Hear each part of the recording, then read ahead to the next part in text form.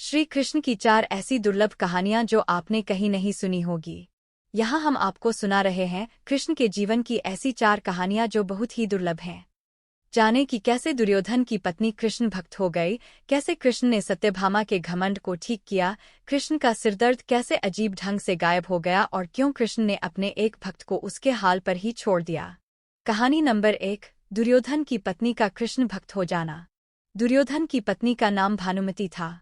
वो एक बहुत ही सुंदर लड़की थी और जब कृष्ण दुर्योधन के महल में मेहमान बनकर आए तब वो सिर्फ 17 साल की थी। दुर्योधन ने एक षड्यंत्र रचा जिससे कृष्ण को नशे की हालत में लाकर कोई वादा करा लिया जाए। उसने सभी तरह की व्यवस्थाएं की और इस बात का खास ख्याल रखा कि भोज में खूब अच्छी मात्रा में शराब भी हो। दुर्योधन के दोस्त भी आए और सभी ने इतनी शराब पी कि वे सब नशे में धुत हो गए। पर कृष्ण ने अपने आप को शांत रखा और वे हर किसी को खुश करते रहे। इस सारे हंगामे में भानुमति ने भी कुछ ज्यादा ही पी ली, जितनी वो पी सकती थी उससे भी ज्यादा। वो एक युवा लड़की थी और उसे इन चीजों की आदत नहीं थी, तो वो नशे में बहकने लगी। कुछ समय बाद सभी लोग बहकने लगे और चीजें काबू से बाहर जाने लगीं। भानुमति अपने पर काबू खो बैठी। वो कृष्ण से लिपट गई और उनके लिए अपनी इच्छा प्रकट करने लगी। कृष्ण ने उसे किसी शिशु की तरह संभाला और वे समझ गए थे कि स्थिति खराब हो चुकी थी। वे समझ गए थे कि भानुमति अगर कुछ गलत कर बैठी तो बाद में संभाल नहीं पाएगी और हस्तिनापुर की रानी का गौरव कलंकित हो जाएगा। इसलिए कृष्ण उसको उठाकर महल के अंदर ले गए और उसकी सास गांधारी के कक्ष में जाकर उनके हवाले कर दिया। अगले दिन सुबह जब भानुमति को पता चला तो वो कृष्ण के प्रति सम्मान और कृतज्ञता से भर गई कि उन्होंने उसे बचा लिया था। तब से वो कृष्ण की भक्त बन गई। कहानी नंबर 2, कृष्ण की घमंडी पत्नी। सत्यभामा कृष्ण की दूसरी पत्नी थी। वो एक बहुत ही घमंडी स्त्री थी। उसका ये मानना था कि वो सबसे सुंदर और सबसे अमीर स्त्री थी क्योंकि उसके पिता एक बहुत ही धनवान व्यक्ति थे। तो सत्यभामा जितने और जो रत्न और आभूषण और संपत्ति चाहती थी वो सब उसके पास थे। स्वाभाविक रूप से घमंड उसकी एक बड़ी समस्या थी। एक बार कृष्ण के जन्मदिवस के अवसर पर सत्यभामा ने सोचा कि वो सबको दिखाएगी कि वो कृष्ण को कितना प्यार करती थी। तो उसने तय किया कि वो कृष्ण के वजन जितना सोना शहर के लोगों में बांटेगी। इसे तुलाभार कहते हैं। ये मंदिरों में होता है। लोग एक बड़ी तराजू में अपने वजन के बराबर का मक्खन, घी या चावल या कुछ और रख कर वो चीज लोगों में बांटते हैं। चावल, नमक, दाल या सोना या वो कुछ भी आप दे सकते हैं, जो देना चाहें। ये प्राचीन परंपरा हमारी संस्कृति का एक हिस्सा है। सत्यभामा ने तुलाभार की व्यवस्था की। लोग बहुत प्रभावित हुए पर कृष्ण पर इन बातों का कोई असर नहीं हुआ। वे जाकर तराजू के एक पल्ले पर बैठ गए। सत्यभामा जानती थी कि उनका वजन लगभग कितना है और उसने उतना सोना तैयार ही रखा था। पर जब उसने सब सोना दूसरे पल्ले पर रखा तो कांटा जरा भी नहीं हिला, कृष्ण का पल्ला थोड़ा भी ऊपर नहीं हुआ। ऐसा ही कुछ तब भी हुआ था जब कृष्ण एक शिशु थे। एक राक्षस आकर उन्हें ले जाने लगा। तब कृष्ण ने अपना वजन इतना बढ़ा लिया कि राक्षस वहीं गिर पड़ा और कृष्ण ने उसके ऊपर बैठकर उसे कुचलकर मार डाला। क्रिया योग में एक ऐसा तरीका है जिससे कोई योगी अपना वजन बढ़ा या घटा सकता है। ऐसी बहुत सी कहानियां हैं कि ऐसे योगी भी थे जो पहाड़ की तरह भारी हो जाते थे। तो इस बार भी कृष्ण अपना वजन बढ़ाकर तराजू में बैठ गए। सत्यभामा ने उतना सोना दूसरे पल्ले पर रख दिया था जितना उसके हिसाब से कृष्ण के वजन के बराबर था, पर कुछ हुआ ही नहीं। तब तक शहर के सभी लोग ये घटना देखने के लिए आ गए थे। तब उसने अपने नौकरों से वो सभी गहने मंगवाए जो उसके पास थे। एक के बाद एक वो गहने डालती जा रही थी और सोच रही थी कि काम हो जाएगा, पर कुछ नहीं हुआ। तब उसने वो सब कुछ भी रख दिया जो उसके पास था, पर पल्ला जरा भी नहीं हिला। वो रोने लगी क्योंकि ये सब उसके लिए बहुत शर्मजनक था। सारा शहर देख रहा था और उसके पास पर्याप्त सोना नहीं था। वो जो हमेशा अपनी संपत्ति के बारे में इतनी घमंडी थी, उसके पास पर्याप्त सोना नहीं था और उसे समझ में नहीं आ रहा था कि वो क्या करे। तब उसने रुक्मिणी की ओर देखा, जिससे वो बहुत जलती थी और हमेशा परेशान रहती थी। उसने रुक्मिणी से पूछा, अब मैं क्या करूं, क्योंकि ये बात सिर्फ मेरे लिए ही नहीं पर तुम्हारे और हम सब के लिए भी बहुत शर्मजनक है। मैं क्या करूं? तब रुक्मिणी बाहर गई और तुलसी के पौधे के 3 पत्ते उठा लाई। जैसे ही तुलसी के वे पत्ते उसने तराजू के दूसरे पल्ले पर रखे, कृष्ण का पल्ला तुरंत ही ऊपर आ गया। कहानी नंबर 3, कृष्ण का अर्धभक्त।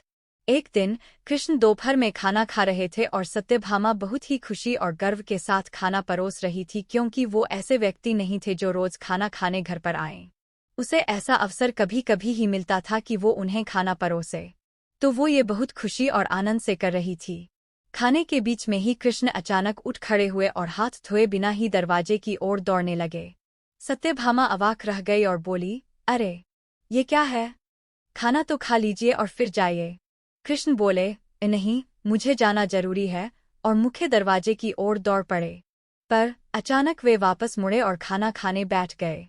तब सत्यभामा ने पूछा, आप इस तरह क्यों दौड़ पड़े और क्यों वापस आ गए?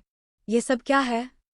कृष्ण ने जवाब दिया, मेरा एक भक्त जंगल में बैठा था और उसके जीवन प्राण ही कृष्ण कृष्ण कृष्ण हो गए थे। मैंने एक भूखे बाघ को उसकी ओर आते देखा तो मुझे जाना पड़ा।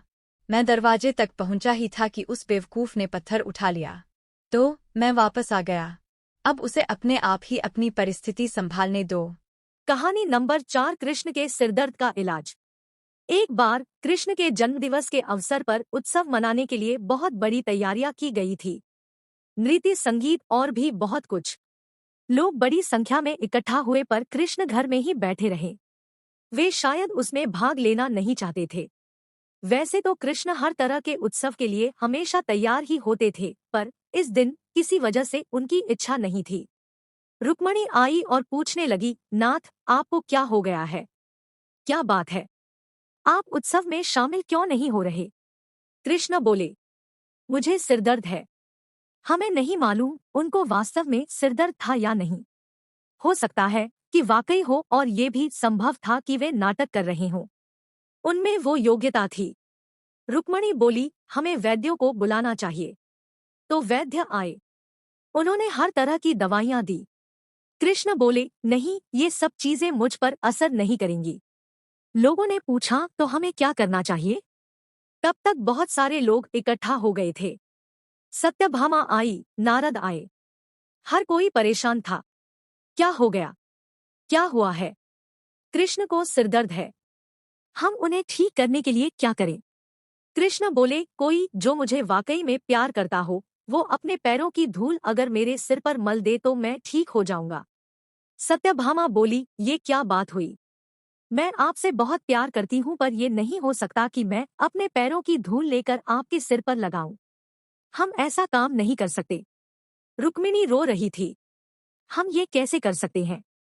ये तो आपका अनादर होगा, अपमान होगा। हम ये नहीं कर सकते। नारद भी पीछे हट गए। मैं ऐसा कुछ भी करना नहीं चाहता। आप स्वयं भगवान हैं। मुझे नहीं मालूम कि इसमें क्या रहस्य है, पता नहीं इसमें कौन सा जाल होगा। मैं अपने पैरों की धूल आपके सिर पर रखूंगा तो हमेशा नरक की आग में जलूंगा। मैं ऐसा कोई काम करना नहीं चाहता। चारों ओर बात फैल गई। हर कोई सकते में था, हम ये काम नहीं कर सकते। हम सब उन्हें बहुत प्यार करते हैं, पर ऐसा करके हम नरक में जाना नहीं चाहते। उत्सव मनाने के लिए लोग कृष्ण का इंतजार कर रहे थे, पर कृष्ण अपना सिरदर्द लेकर बैठे थे। फिर ये बात वृंदावन तक पहुंची। गोपियों को मालूम पड़ा कि कृष्ण को सिरदर्द है। तब राधा ने अपनी साड़ी का पल्लू फाड़कर जमीन पर बिछा दिया और सब गोपियां उस पर नाचने लगी। उन्होंने फिर वो पल्लू नारद को देकर कहा, इसे ले जाइए और कृष्ण के सिर पर बांध दीजिए। नारद वो धूल भरा पल्लू ले आए और उसे कृष्ण के सिर पर बांध दिया। कृष्ण का सिर दर्द तुरंत ठीक हो गया। कृष्ण ने हमेशा स्पष्ट रूप से बताया कि उनके लिए कौन सी चीज सबसे ज्यादा महत्वपूर्ण थी। हालांकि वे राजाओं के साथ घूमते थे और उन्हें बहुत से राज्य भेंट किए गए, पर उन्होंने वे नहीं लिए। उनके लिए यही सच्चा, निस्वार्थ, सरल प्रेम ही महत्वपूर्ण था।